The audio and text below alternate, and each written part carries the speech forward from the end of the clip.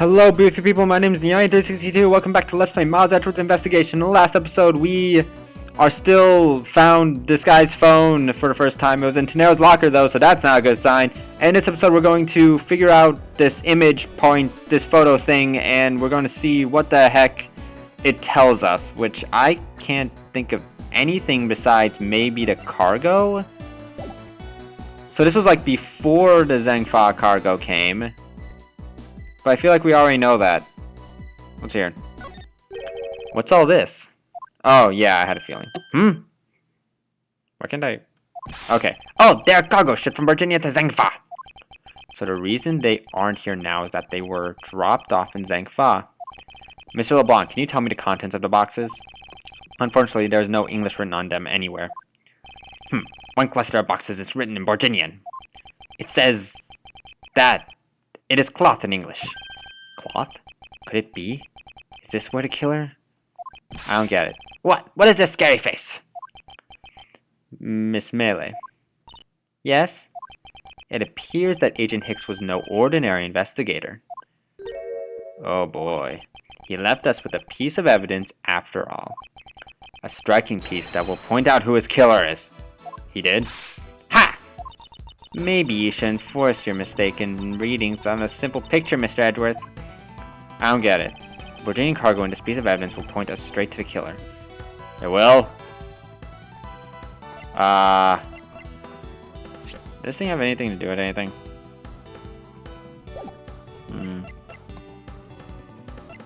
I'm assuming this, the cargo from Zhengfa, considering all of that is gone. Maybe this?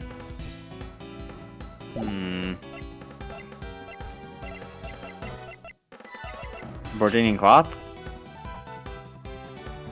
I think it's a cloth.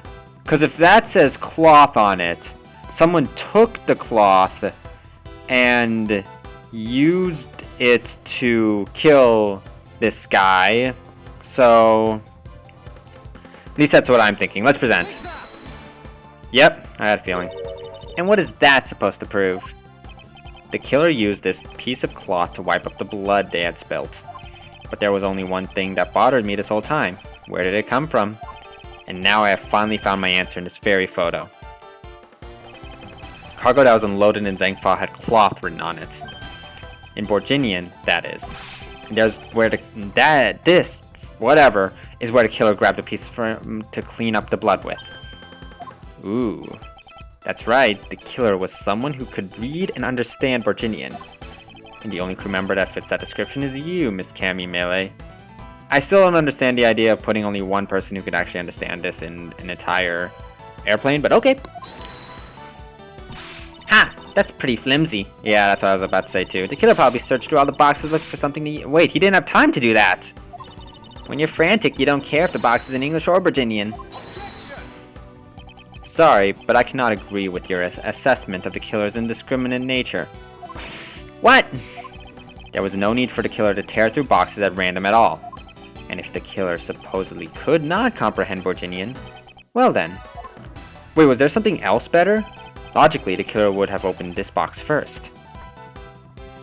Wait, what? There's a box he would... Bed sheets! I get it! Because if he didn't understand Borginian, he would have chosen the bed sheets because that, everyone knows, can clean up blood. Wow. Whatever.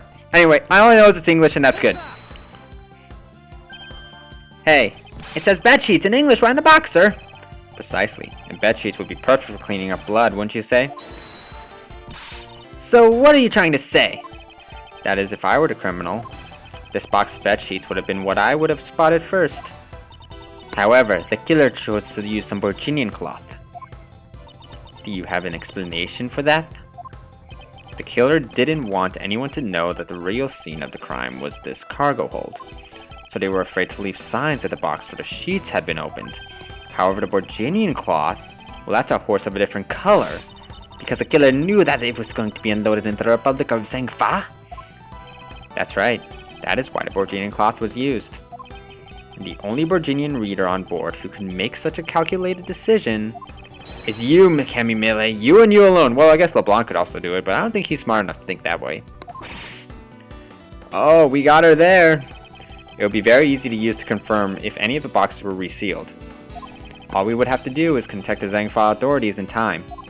We may even find other evidence to incriminate our killer within those boxes. Grrr. So what do you say, Miss Meele? Why not confess to your crime here and now? Or would you rather wait and see what we find out from our investigation in Zangfa? Oh man. And there she is, blowing her bubble. Ooh, no!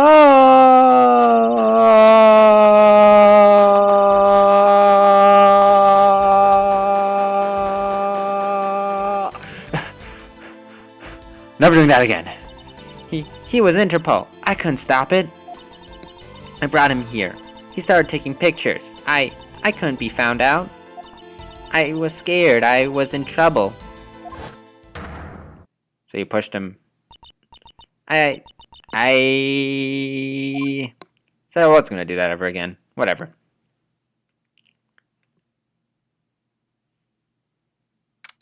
Okay.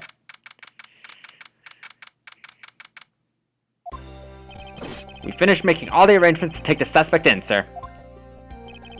Very good, detective. What about the smuggling route? Did she say anything about that? They're taking her down to a precinct now. Hopefully we can get more out of her there. Whenever we approached the topic, she just started foaming at the mouth. It was scary, sir. She probably wasn't prepared to commit a murder all of a sudden. One thing is for sure, the ring behind this whole mess means serious business. It looks like there's a lot more to this case than meets the eye. But what does it have to do with our first case that we talked about? Mr. Edgeworth. I just want to say how much I appreciate everything you did. Thank you very much. It was nothing. In fact, I should be the one thanking you for your cooperation. But truly, if it wasn't for you, I might not be here right now. Instead, I can continue to serve our passengers as a flight attendant. Aw, that's nice. I hope that, well, please accept this as a token of my appreciation. At least we got a free suitcase. That's... I see. You don't have to take it if you don't want it. Aw. No, I mean, I would never turn down a lady. Dang. Thank you. I'm sure it will serve you well. That's an interesting little pose of hers. And remember, we here at iFly Airlines are always ready to serve, Mr. Edgeworth.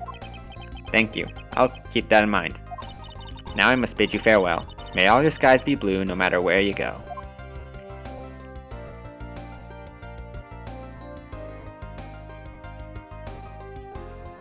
Well, that was nice. I can't believe we wound up investigating the whole day, sir, but boy was it fun! I would not call this fun, but whatever floats your boat, man. Speak for yourself. My day was filled with earthquakes, elevators, and false charges. Aw. By the way, where's Francisca?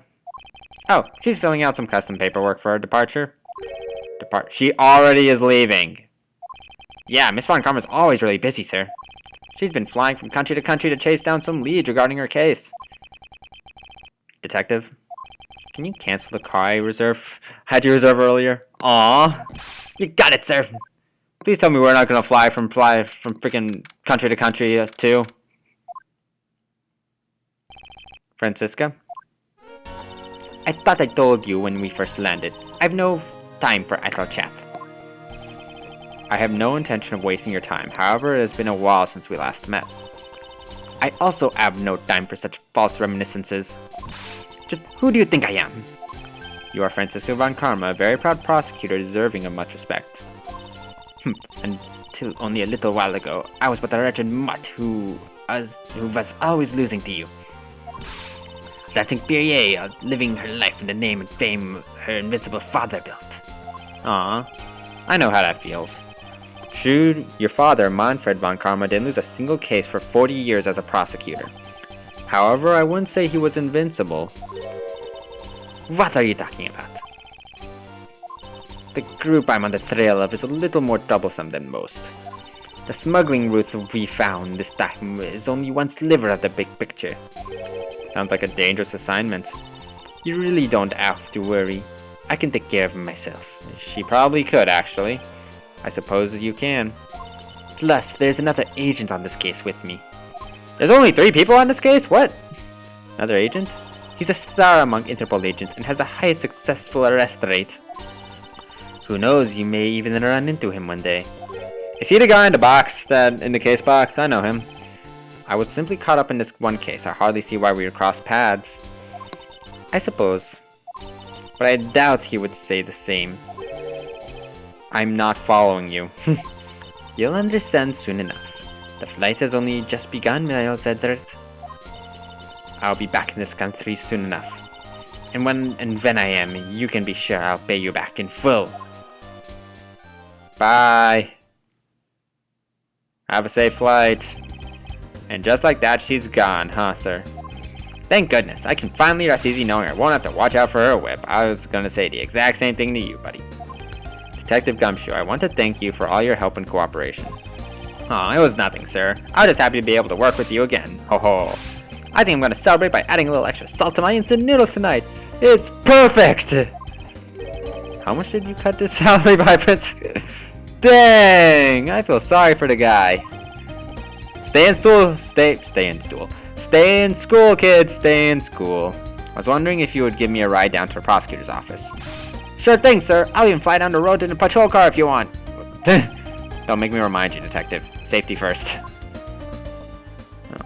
Thus, I solved the first case upon my arrival home. Oh, so they do live in America. Okay. Franziska von Karma, the smuggling route she was after. The leaders of that ring have already put their trump card into play. And the players on the other side of this war, they would begin to make themselves known through the next incident. Oh boy. More incidents. That's exactly what we need. Edgeworth speaking.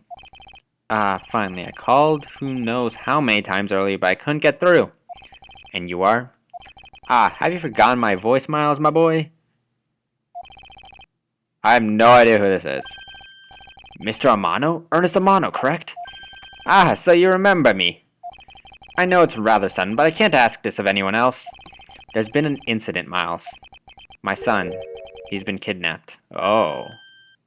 That's the thing. That's a way to end an episode, I guess. And we're at the kidnapped turnabout. Alright. Well, that was fun. We learned a little stuff. We did a little things. We incorporated one person. We incarcerated one person. And I think that's good enough for one episode. So this is Neon362 signing off. Hope you had a great time.